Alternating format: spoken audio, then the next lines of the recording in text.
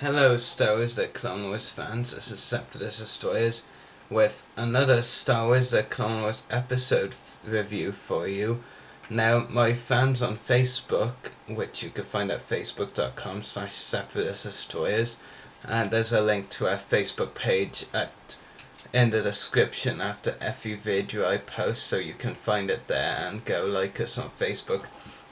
But anyway, my Facebook followers requested that I do video reviews of every Clone Wars episode I missed before I started up this YouTube channel. So that is episodes 1 to 13 of season 4 of Star Wars The Clone Wars.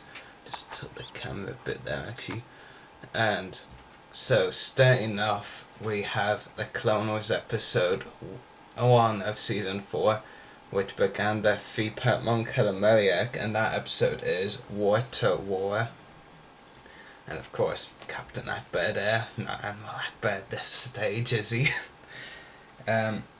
First thing I want to talk about is the underwater animation. I mean, well, at that stage it was among the best animation of the show, hands down.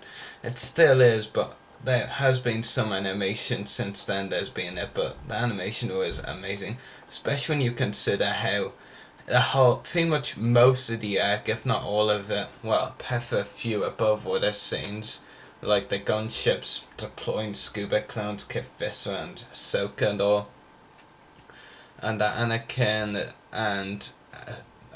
Padme and Akbar talking to, Mace Windu and Yoda. Those were like two of the very few, in fact maybe the only non-underwater scenes in this episode, so not just to have this underwater animation, it is an achievement, but to have pretty much the whole episode underneath.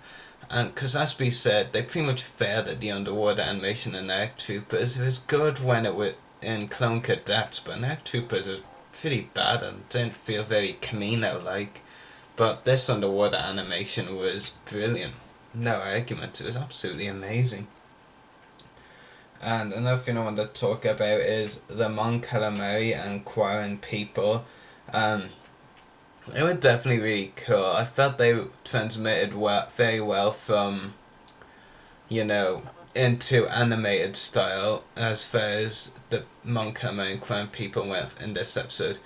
And the Quarren people actually haven't really been done justice in the character models so far until this arc, but in this arc they actually looked really good and dead spawn and looked pretty awesome and fierce. I mean, when you think of like ones from that episode in season 1, Mystery of 1,000 Moons I think it was called, that one was so off, not just the voice but the look and all.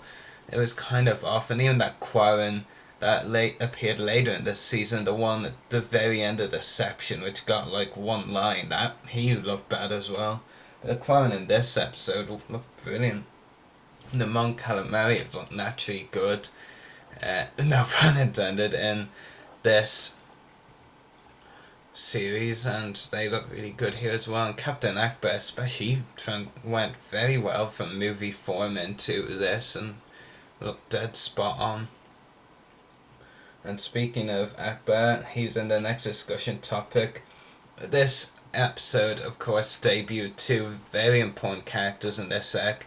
One of them, a character, of course, who debuted in Star Wars as a whole for the first time here, Riff Tamsin, and a debut, of course, for a character for his debut in the series, which is Akbar.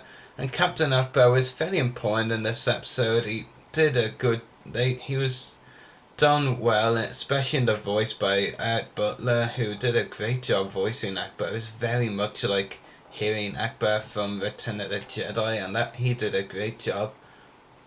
And the character as a whole was portrayed very well, and he had some really good lines, especially the last one to Prince Leach at the very end of the episode. I can't actually recall what it was.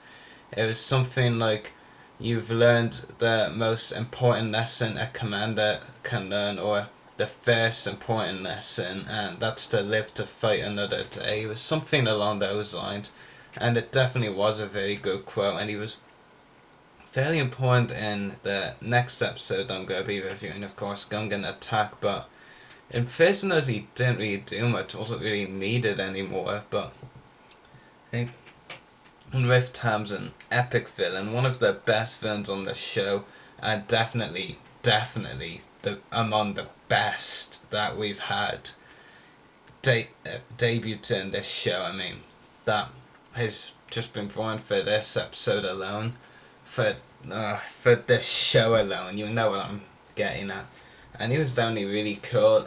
The scene him biting off those Mon Calamari heads was pretty awesome, and to be honest, for someone who's more going into adulthood now and has watched a few 18s films here and there, like Enemy at the Gates, you know, I wouldn't really have minded actually seeing the heads come off instead of them being covered by all those bubbles, but I can understand why they did it. But in a point that I'll have to make in the Prisoners review about a very important scene, of course, in that episode, I'll have to bring up a point, of course, about those heads. Another thing I want to talk about quickly is the scuba designs of the characters. For the most part, they were pretty good. I definitely like the scuba clones. They were pretty good. Looked really cool, especially Commander Monk with a badass Daco. And that would look pretty good as an action figure. It's just P. Hasbro said the scuba clone and the mini rig will be the only scuba clone we get, so no Commander Monk or any other scuba clone designs. I don't really think we can count Kit Fister as scuba because that's more shitless and all that. Padme's was pretty good. It definitely suited her, to say the least, anyway. Ahsoka's was nice as well. That only scuba design I didn't like was Anakin's. It just didn't suit him. I think it's actually the same one, or it's very similar to the one Ahsoka had. But in one of those pictures I saw in the Clone Wars magazine, it actually looked more pink than the colour Ahsoka had and all that.